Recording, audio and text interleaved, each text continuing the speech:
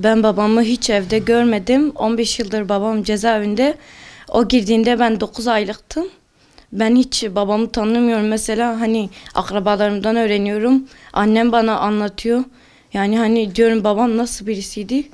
Ben babamı görmediğim için abime baba diyordum küçükken. Ben diyordum mektup yazıyorlardı. Ben diyordum ben abime yazacağım. Abim benim babam. Ben artık bir bayramı da onsuz geçirmek istemiyorum. Ben de her çocuk gibi babamın elini öpmek istiyorum. Artık babamı bıraksınlar. Bu kadar zulüm yeter. Ve babam ne yaptı onlara?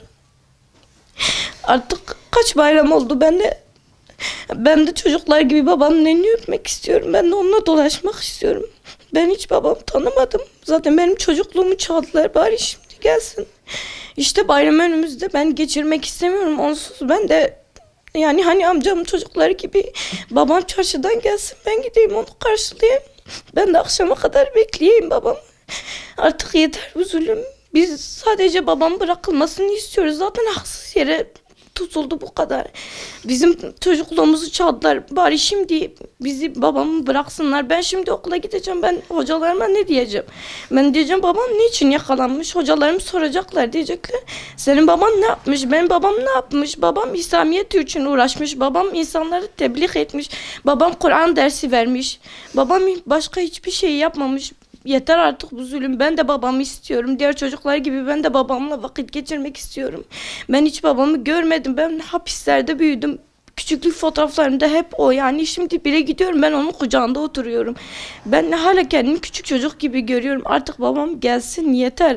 Herkese sesleniyorum. Şimdi babaları olanlar anlamazlar bizi. Ancak biz tutuklu çocuklar anlarız. Bizim psikolojimiz bozuldu. Biz hep böyle erken olgunlaşıyoruz. Çünkü biliyoruz ki artık babamız gelmeyecek. Şimdi bir umut doğdu, bizim babamızı bıraksın. Babam cezaevine girdiğinde 12 yaşındaydım. Benden ufak 4 kardeşim, bir annem, bir de cezaevindeki babama bakmak zorundaydım. Evimizin damı akıyordu. O şeyde ben büyüttüm onları. Küçük kardeşim babasını görmediği için bana baba gözüyle bakıyordu. Çok zor bir durumdu. Ben okul okuyordum, okulda çok çalışkandım. Düşünün, daha yani okula gitmeden okumayı sökmüştüm. O kadar çalışkandım. Sınıf atladım. Atladığım sınıftan bile çoğundan daha çalışkandım ama babamın durumundan dolayı okuyamadım. Sadece babamın hayatı değil, bu hepimizin geleceğini çaldılar. Hepimizi re- perişan ettiler. Benden ufak 4 kardeşim vardı. Hepsine ben baktım, ben çalıştım. Çok çok acılar çektik. FETÖ sadece babamızın değil, bizim de hayatlarımızı çaldı. Bizim de gençliğimizi çaldı. Bizim de hem okulumuzu hem geleceğimizi çaldı. Biz sadece adalet istiyoruz. Biz af da istemiyoruz. Biz sadece Allah'tan af istiyoruz. Biz hükümetten sadece adalet istiyoruz.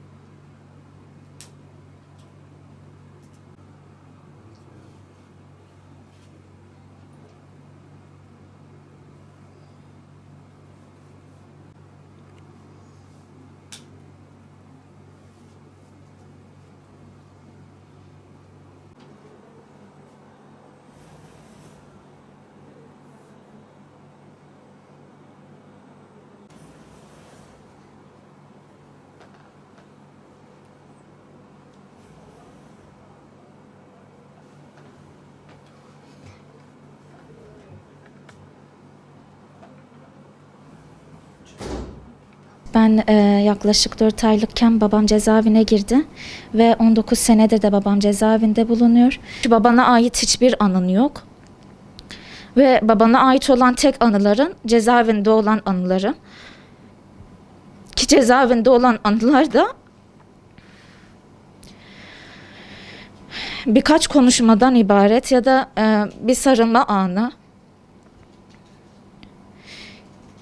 Ki 1 saatlik görüş, 45 dakikalık görüşte de babamla konuştuğumuz süre bir 5 dakika 10 dakikalık bir süreyi alıyor.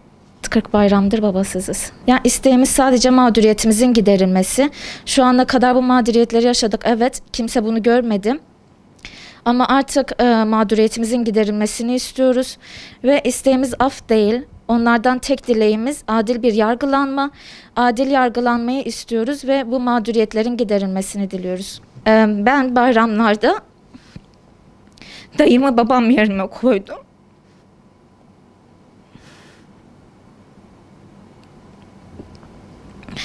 Annemden sonra ilk onun elini öpüyorum.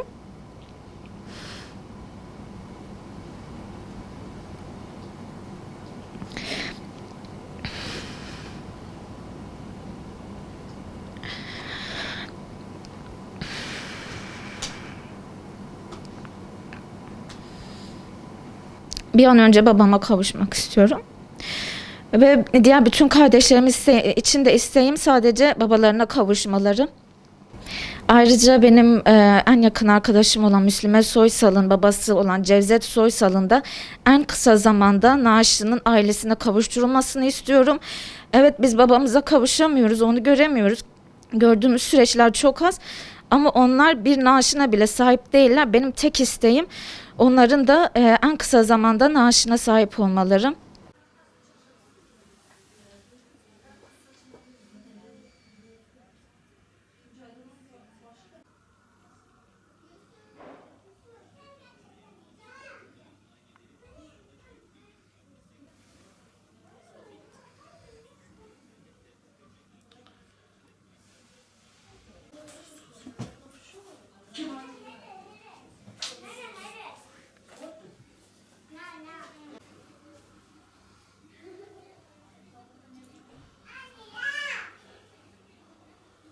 Ben 6 aylıkken babam cezaevine konuldu. Ben babamı hiç görmeden büyüdüm.